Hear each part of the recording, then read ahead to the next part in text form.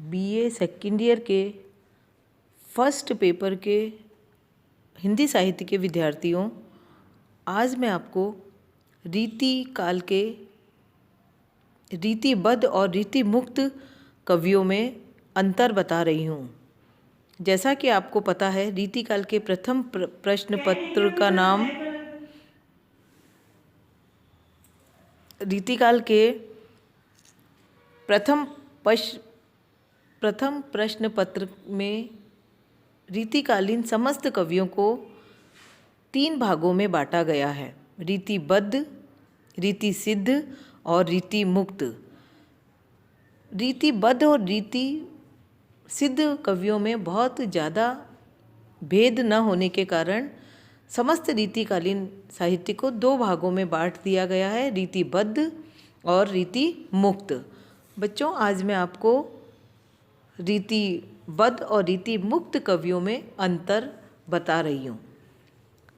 पहला अंतर है, रीतिबद्ध काव्य के प्रमुख कवि रीतिकालीन कवि केशव, देव, पद्माकर इत्यादि हैं, जबकि रीति मुक्त काल के रीतिकालीन कवि में प्रमुख कवि हैं ठाकुर, बोधा, आलम, घनानंद आदि है।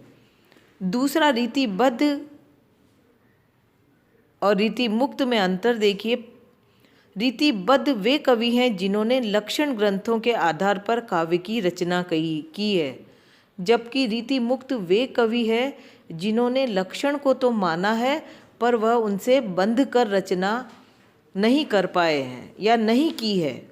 तीसरा अंतर देखिए, रीतिबद्ध कवियों ने श्रृंगार के दोनों पक्षों संयोग और वियोग का वर्णन अपने काव्य में किया है, जबकि रीति मुक्त कवियों ने श्रृंगार के वियोग पक्ष पर ही ज़्यादा लेखनी चलाई है या यूँ कहें जोर दिया है। चौथा अंतर देखिए बच्चों, रीतिबद्ध कवियों का मूल उद्देश्य अपने पांडित्य का प्रदर्शन करना व आचार्यत्व की पदवी प्राप्त करना रहा है, जबकि रीति मुक्त कवि स्वांतः सुखाय के लिए काव्य रचना करते थे।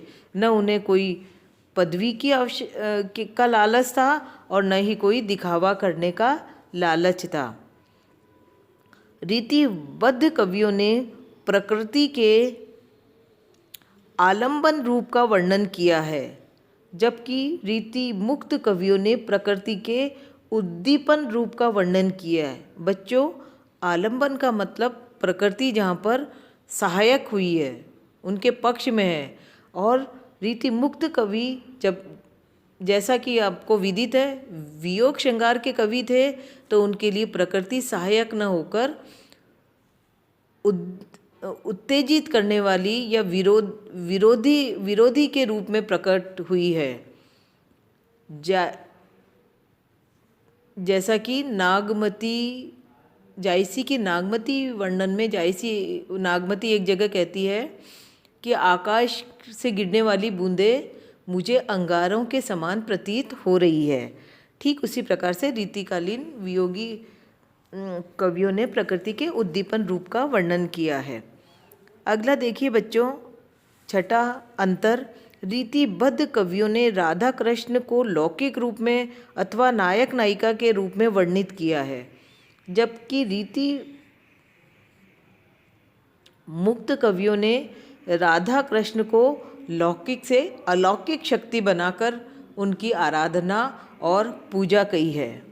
रीतिबद्ध कवियों के काव्य में भाव पक्ष की प्रमुखता रही है, जबकि रीति मुक्त कवियों में रीतिबद्ध कवियों के काव्य में कला पक्ष पर ज़्यादा जोर दिया गया है, जबकि रीति मुक्त कवियों ने काव्य के भाव पक्ष पर जोर दिया है। यद्यपि उनके काव्य में कला पक्ष की उपस्थिति हुई है या आ गई है, लेकिन सब प्रयास उन्होंने अपने काव्य में कला पक्ष को नहीं डाला है। रीतिबद्ध कवियों ने संस्कृत की चली आ रही काव्य परंपरा को अपने काव्य में हूबहू अंकित किया है, वर्णित किया है, जबकि रीति मुक्त कवियों ने यद्यपि संस्कृत की काव्य परंपरा को अपनाया है, लेकिन वह उनसे बंधकर उन्होंने रचना नहीं की है। उनके काव्य में संस्कृत के तरह कई बिंदु आ गए हैं, लेकिन वह उस परंपरा से बंधे भी नहीं हैं और इसीलिए वह रीति काल के होकर भी रीति मुक्त कवि कहलाए हैं। रीतिबद्ध कवियों में किसी न किसी एक बिंदु को उन्होंने श्रेष्ठ मानकर अपने काव्य में उनको स्थान दिया है। जैसे केशव अलंकारवादी, मुख्यतः अलंकारवादी कवि थे, तो उन्होंने अपने काव्य में अलंकारों का बहुतायत में प्रयोग किया है। बिहारी रसवादी कवि थे, तो उन्होंने अपने काव्य में श्रृंगार रस का बहुतायत से प्रयोग किया है। इसके विपरीत रीति मुक्त कवियों ने किसी भी एक बिंदु को लेकर अपनी काव्य रचना नहीं की है। अगर श्रृंगार की वियोग श्रृंगार में अगर श्रृंगार का वर्णन किया तो उन्होंने श्रृंगार पक्ष रस को भी उजागर किया है, और अलंकारों की जरूरत पड़ी तो घनानंद ने अपने काव्य में श्लेष, विरोधाभास अलंकारों का प्रयोग किया है। लेकिन उनके काव्य में किसी भी कला पक्ष के किसी भी एक बिंदु का आग्रह हमें नहीं मिलता है। तो इस प्रकार रीतिबद्ध और रीति मुक्त कवियों में हमें पर्याप्त अंतर देखने को मिलता है। रीतिबद्ध काव्य में रीतिबद्ध कवि दरबारी कवि थे। राजा के इच्छा अनुसार उन्होंने अपनी काव्य की रचना की है, क्योंकि उनकी रोजी रोटी दरबार से ही चलती थी। जबकि रीति मुक्त कवि दरबारी होकर भी उन्होंने अपने भावों को दबाया नहीं है और स्वांतः सुखाय के लिए उन्होंने रचनाएं की है।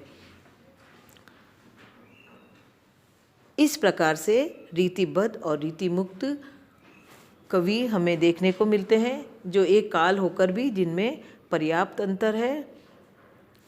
धन्यवाद।